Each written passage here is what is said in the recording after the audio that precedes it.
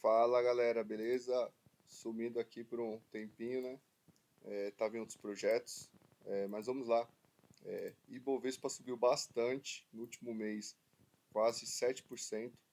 Lembram que, se vocês forem olhar meus últimos vídeos, eu vim avisando vocês que a mão que balançava o berço era lá nos Estados Unidos, as títulos lá estavam nas máximas históricas, por isso que todo o fluxo estrangeiro estava lá.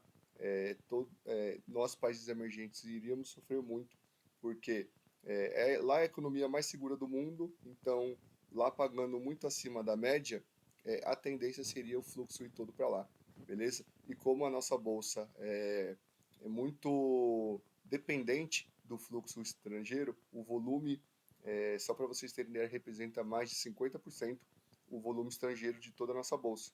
Então, qualquer entrada ou saída deles vai impactar bastante, beleza? Então, subiu bastante a bolsa.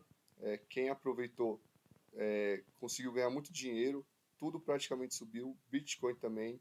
Eu havia falado para vocês que é, há um mês atrás estavam tendo alguns golpes de criptomoedas, principalmente pela alta desse ano do Bitcoin, que estava em um pouco mais de 100% na época. Desde então já subiu mais ainda, ó, 47% a mais, desde os meus últimos vídeos. Eu vinha falando para vocês que quem quer estar exposto a criptomoedas, foque no Bitcoin e no máximo tenha um percentual em Ethereum, porque são os projetos mais consolidados, o Ethereum um pouco menos. O Bitcoin é o rei, é ele que manda.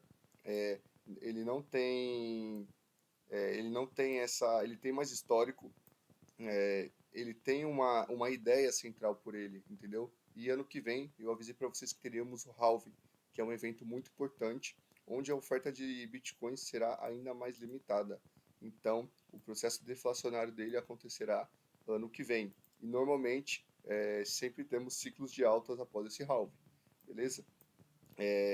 Vamos nos atentar a isso, porque cuidado, quanto mais as títulos lá dos Estados Unidos, os juros americanos caírem, maior o potencial dos ativos de risco, beleza?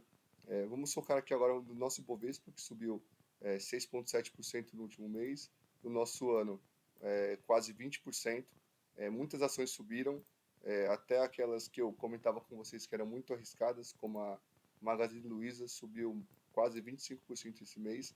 E eu falava para vocês, em comparação com a Casas Bahia, por exemplo, a antiga Via Varejo, era discrepante a qualidade das empresas, como era diferente. Mesmo o setor sendo o mesmo, eu vinha avisando para vocês desde quando estava 1,40 aqui, as ações da Via Varejo, que a gestão era ruim, a dívida era muito alta e eles não tinham nenhuma perspectiva de melhora. Então, ó, em qualquer horizonte de tempo que você colocar, o pessoal vai estar perdendo dinheiro e a ação vai estar caindo. Beleza? Ó, nem um respiro, praticamente.